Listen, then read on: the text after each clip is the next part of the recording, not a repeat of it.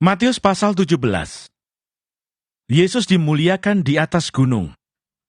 6 hari kemudian Yesus membawa Petrus, Yakobus dan Yohanes saudaranya, dan bersama-sama dengan mereka, ia naik ke sebuah gunung yang tinggi. Di situ mereka sendiri saja. Lalu Yesus berubah-ubah di depan mata mereka. Wajahnya bercahaya seperti matahari, dan pakaiannya menjadi putih bersinar seperti terang. Maka nampak kepada mereka Musa dan Elia sedang berbicara dengan dia. Kata Petrus kepada Yesus, "Tuhan, betapa bahagianya kami berada di tempat ini. Jika Engkau mau, biarlah kudirikan di sini 3 kemah.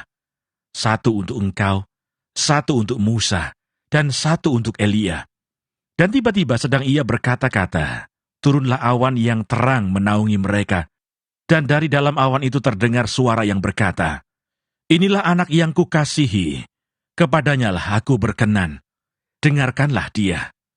Mendengar itu tersungkurlah murid-muridnya, dan mereka sangat ketakutan. Lalu Yesus datang kepada mereka dan menyentuh mereka sambil berkata, "Berdirilah, jangan takut." Dan ketika mereka mengangkat kepala, mereka tidak melihat seorang pun kecuali Yesus seorang diri. Pada waktu mereka turun dari gunung itu, Yesus berpesan kepada mereka, "Jangan kamu ceritakan penglihatan itu kepada seorang pun, sebelum Anak Manusia dibangkitkan dari antara orang mati." Lalu murid-muridnya bertanya kepadanya, "Kalau demikian, mengapa ahli-ahli Taurat berkata bahwa Elia harus datang dahulu?" Jawab Yesus, "Memang Elia akan datang dan memulihkan segala sesuatu. Dan aku berkata kepadamu, Elia sudah datang, tetapi orang tidak mengenal dia dan memperlakukannya menurut kehendak mereka. Demikian juga Anak Manusia akan menderita oleh mereka." Pada waktu itu mengertilah murid-murid Yesus bahwa ia berbicara tentang Yohanes Pembaptis.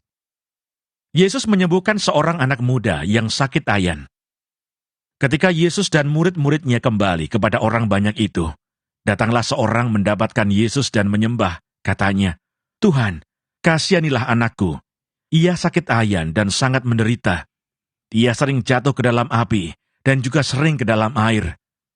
Aku sudah membawanya kepada murid-muridmu, tetapi mereka tidak dapat menyembuhkannya."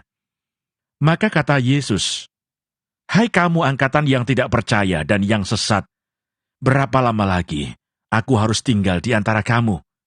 Berapa lama lagi aku harus sabar terhadap kamu? Bawalah anak itu kemari." Dengan keras Yesus menegur dia, lalu keluarlah setan itu daripadanya, dan anak itu pun sembuh seketika itu juga. Kemudian murid-murid Yesus datang, dan ketika mereka sendirian dengan dia, bertanyalah mereka, "Mengapa kami tidak dapat mengusir setan itu?" Ia berkata kepada mereka, "Karena kamu kurang percaya. Sebab aku berkata kepadamu, sesungguhnya, sekiranya kamu mempunyai iman sebesar biji sesawi saja, kamu dapat berkata kepada gunung ini, 'Pindah dari tempat ini ke sana,' maka gunung ini akan pindah, dan takkan ada yang mustahil bagimu. Jenis ini tidak dapat diusir kecuali dengan berdoa dan berpuasa." Pemberitahuan kedua tentang penderitaan Yesus. Pada waktu Yesus dan murid-muridnya bersama-sama di Galilea, ia berkata kepada mereka, "Anak Manusia akan diserahkan ke dalam tangan manusia, dan mereka akan membunuh dia, dan pada hari ketiga ia akan dibangkitkan." Maka hati murid-muridnya itu pun sedih sekali. Yesus membayar bea untuk bait Allah. Ketika Yesus dan murid-muridnya tiba di Kapernaum, datanglah pemungut bea bait Allah kepada Petrus dan berkata, "Apakah gurumu tidak membayar bea 2 dirham itu?"